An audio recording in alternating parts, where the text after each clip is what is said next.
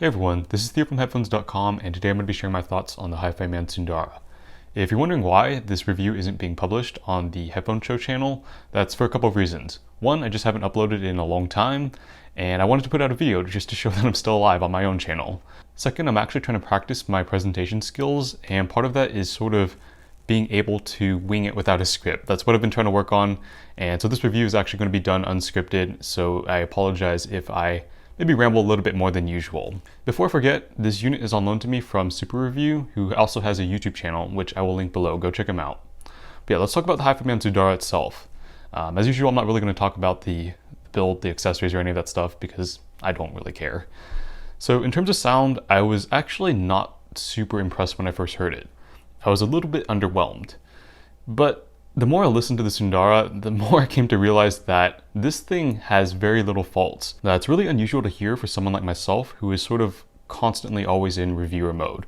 Like, I'm always looking for flaws, and I am just always trying to critique a headphone or a transducer when I have one on hand. But yeah, the more I listened to the Sundara, the more I realized that it doesn't really have any glaring flaws. And along the way, I'll draw some comparisons to the HD6XX, which I also own, and I also dislike quite a bit, honestly. I'll probably save the rant for another video, but I will break down some comparisons between these two headphones. So the overall tone of balance here is simply exceptional. I really cannot think of another headphone at this moment that hits my target preferences as closely as the Sundara does.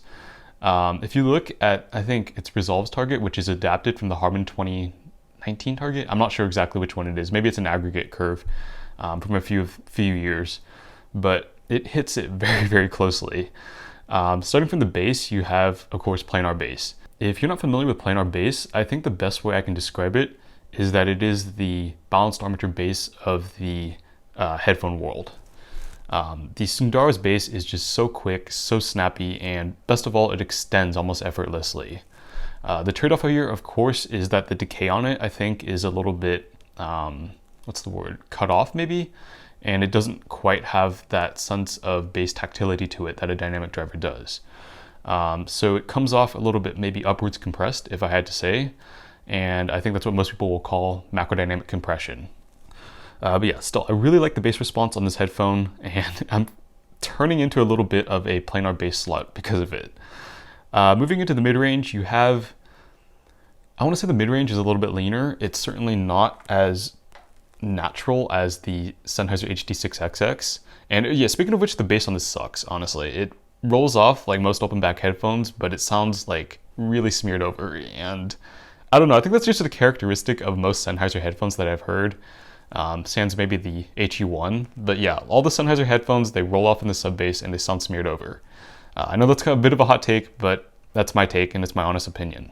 But yeah, to go back to the mid-range, the Sennheiser HD6XX has one of the best mid-ranges that you're going to find under $1,000.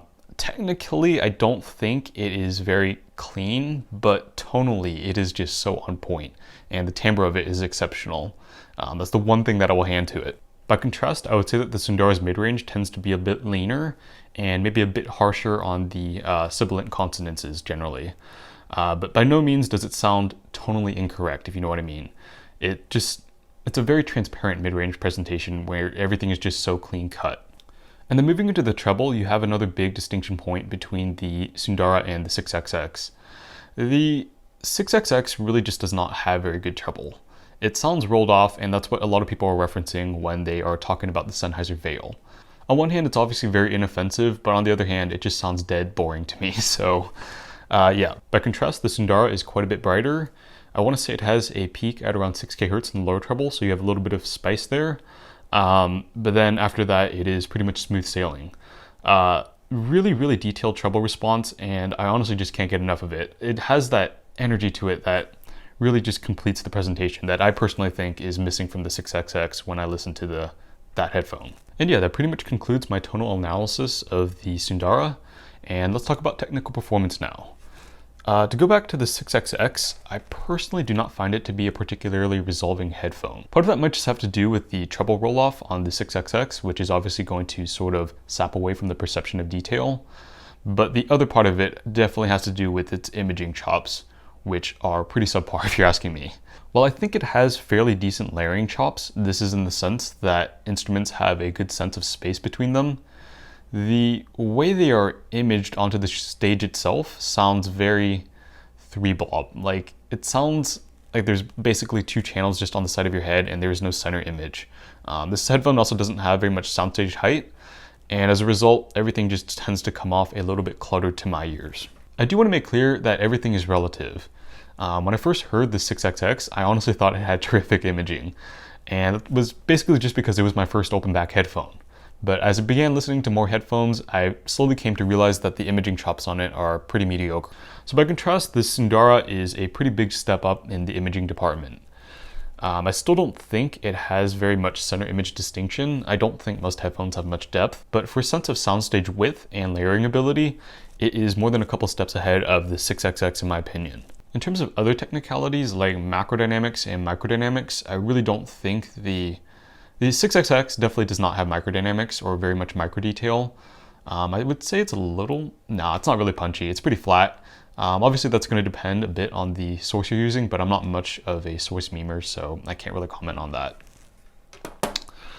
Macrodynamics are generally not a strong point of most planar headphones that I've heard. Again, there's a sort of upwards compression to them, and they have that sense of I think the timbre being plucked is how Resolve generally describes it, and I would probably agree with that.